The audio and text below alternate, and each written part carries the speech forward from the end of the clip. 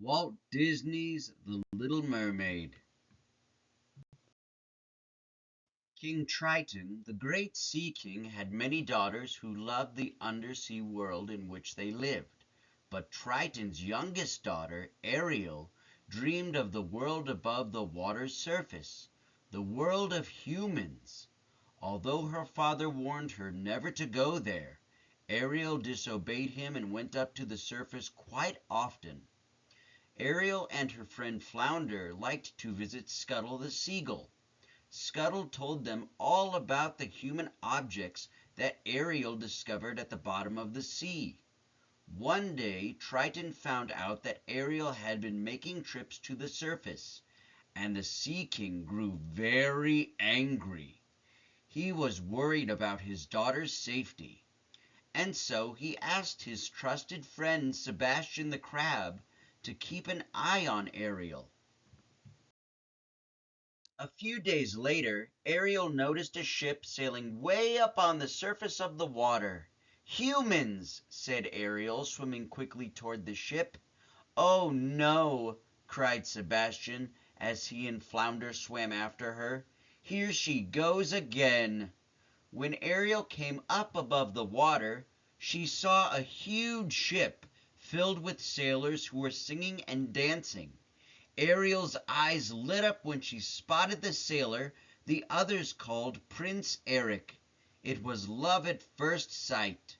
Suddenly, the sky darkened. Heavy rain began to fall and lightning split the sky.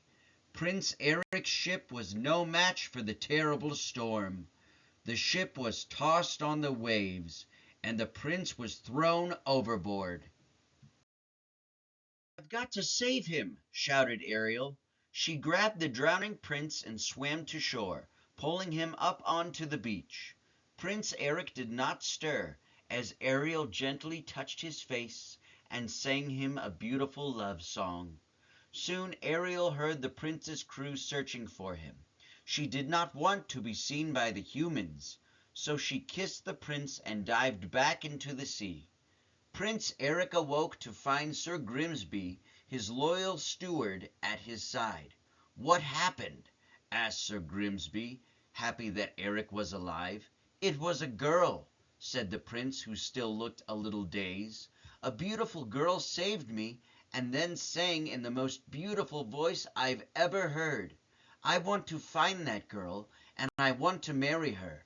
Prince Eric, too, had fallen in love. King Triton was furious when he discovered that Ariel had fallen in love with a human. He rushed to the grotto where Ariel kept her collection of human treasures. The little mermaid tried to reason with her father. "Daddy, I love him," she cried. "I want to be with him." "He's a human, a fish-eater," Triton shouted. "No!"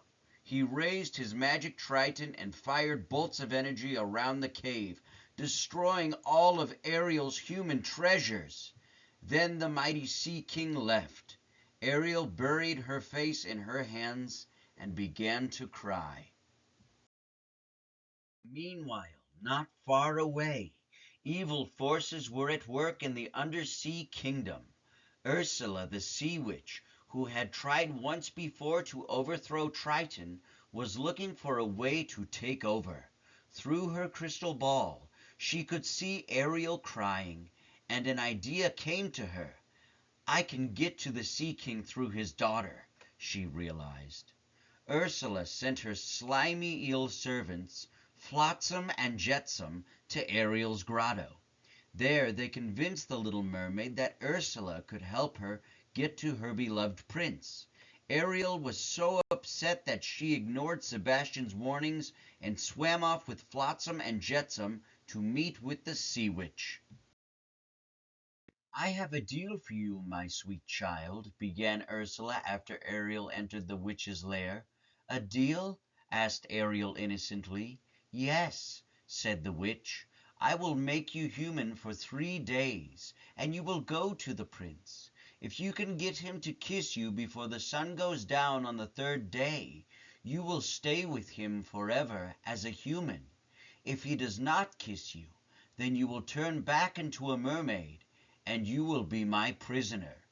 The price for my services, the witch continued, is your voice. My voice? Asked Ariel in shock. I won't be able to talk or sing. How will I get the prince to fall in love with me? You'll still have your pretty face, replied Ursula. After Ariel agreed to Ursula's deal, the sea witch cast a magic spell.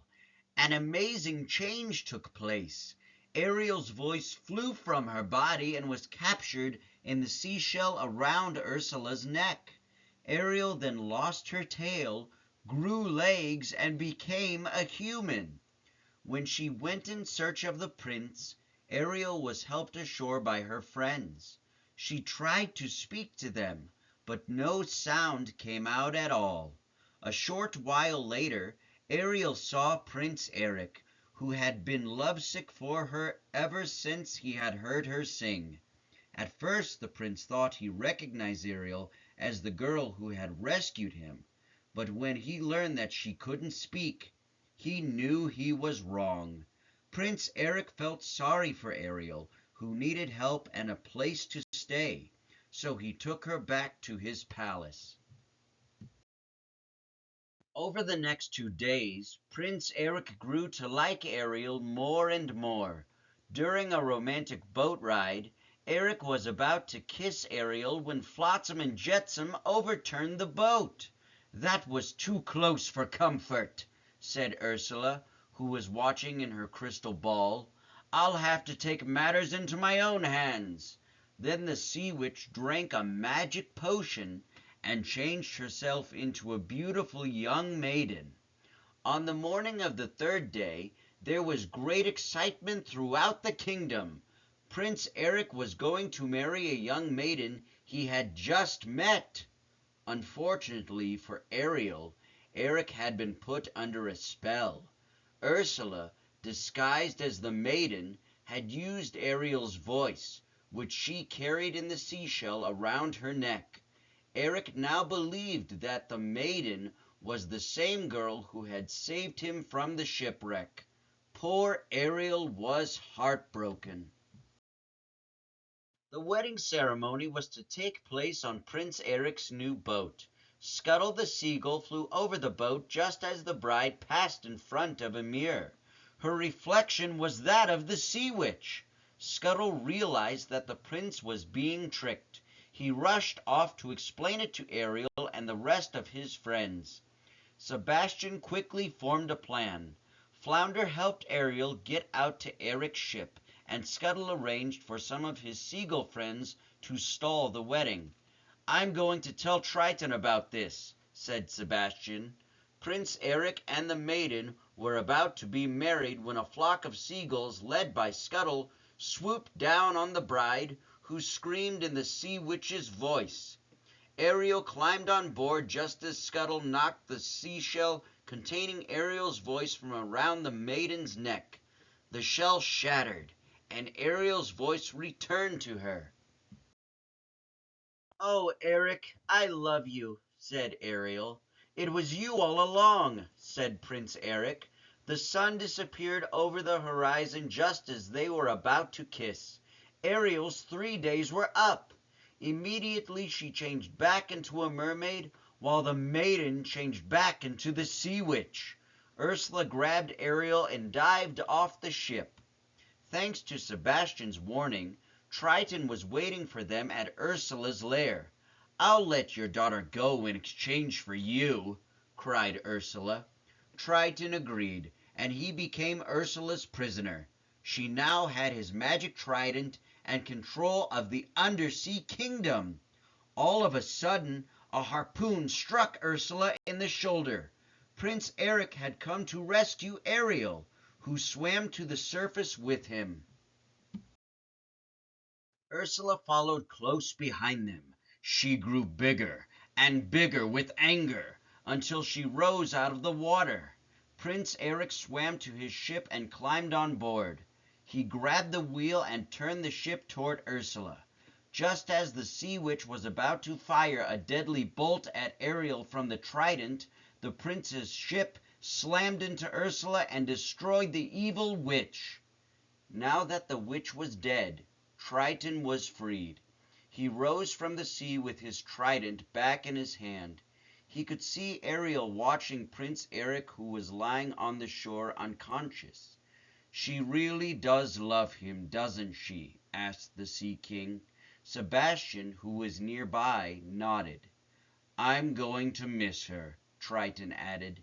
Then he raised his trident and shot a magic bolt at Ariel's tail. The little mermaid's tail disappeared, and once again she had legs. Ariel was now a human. Prince Eric awoke in time to see his beloved Ariel running onto the shore. He kissed her, and they were married that day. After the wedding, Prince Eric and Ariel sailed off on their honeymoon to live happily ever after. The end.